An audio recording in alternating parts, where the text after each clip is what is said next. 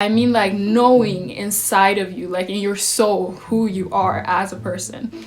I personally feel like I'm getting on that road of starting to know who I am better.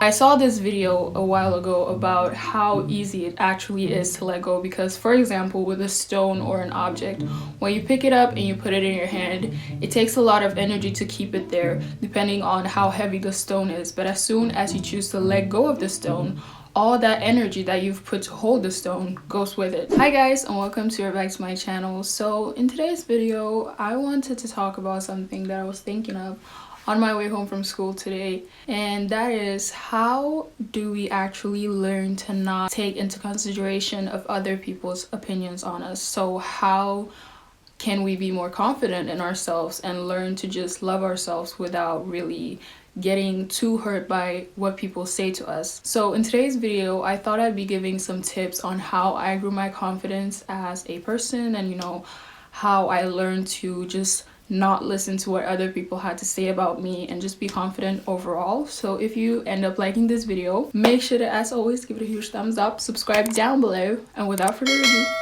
let's just get right onto it. Before I get into the actual tips of this video, I thought I'd talk about how I grew my confidence and all that stuff. So as a person, I've always been quite a confident person because it's just in my nature. People have always asked me, how are you so confident and this and this and that, but it's not like if you're a confident person, you don't reflect on what people say to you. It does hurt when people say things that isn't true, but that's just how humans are. If someone says something to you, of course it's gonna hurt, but what I want to talk about today is how you shouldn't let it sit in your heart and make you feel bad about yourself for too long and start developing a negative hate behavior towards yourself. So the first tip that I'd probably give is that when someone says something to you, you don't always have to take in what they're saying so seriously, because people might say something.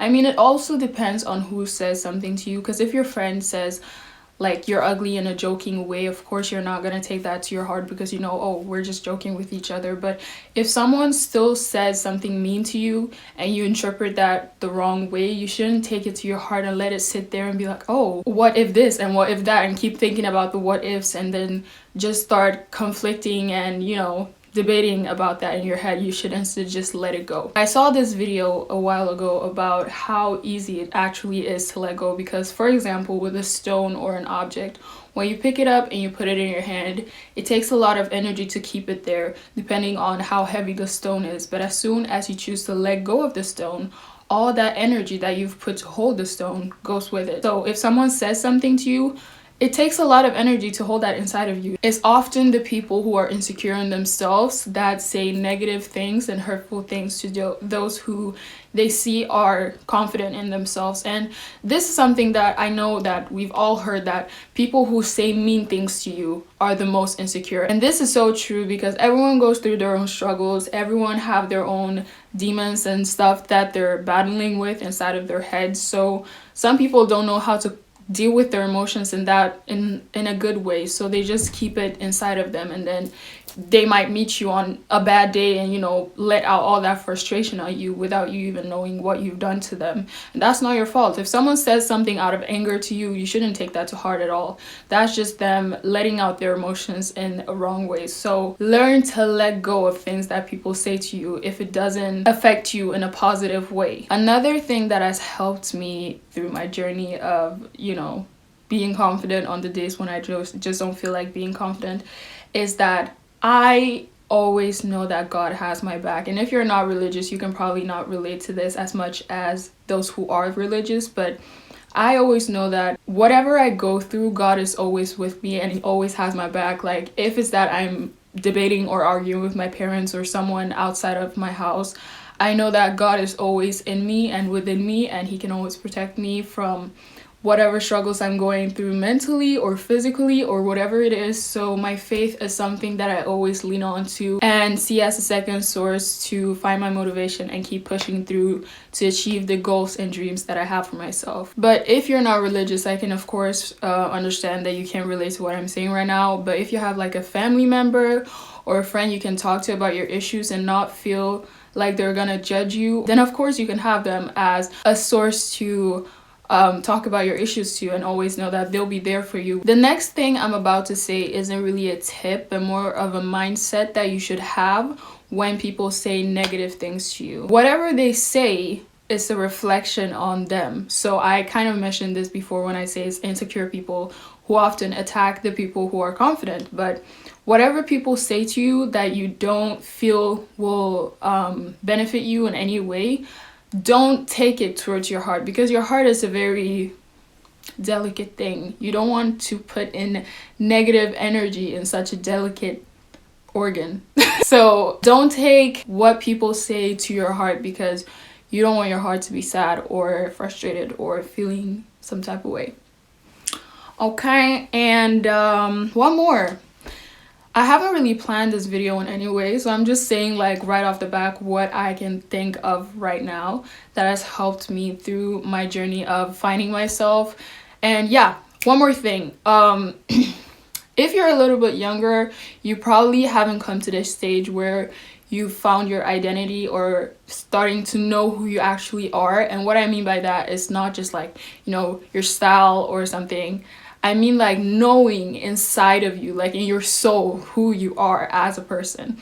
I personally feel like I'm getting on that road of starting to know who I am better for each day that's passing by.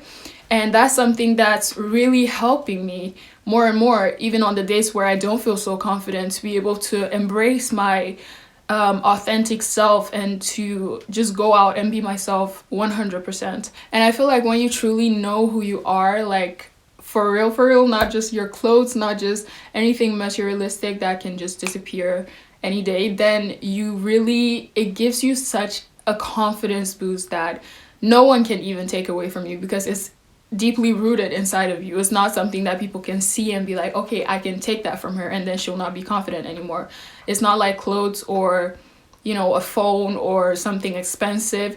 It's inside of you. You know who you are, so you don't need other people's validation to approve of yourself. If you've been struggling with insecurities and doubting yourself for a very long time, talking negatively and unpositively to yourself can really make the process so much harder. Because if you wake up in the morning, for example, and the first thing you say to yourself is, oh, I'm so ugly, and oh, I'm so ugly because of this and that, it'll not help you through your journey at all, because what you say is what your brain is gonna start believing. So if you every morning keep repeating to yourself, I'm so ugly, this is ugly at me, I don't like this about myself, and I don't like this about myself, and I should change this and that, and you just keep building that into your brain is going to automatically start believing all those things you're saying to yourself. So instead of doing that, every morning you can wake up and say 10 things that you absolutely love about yourself, or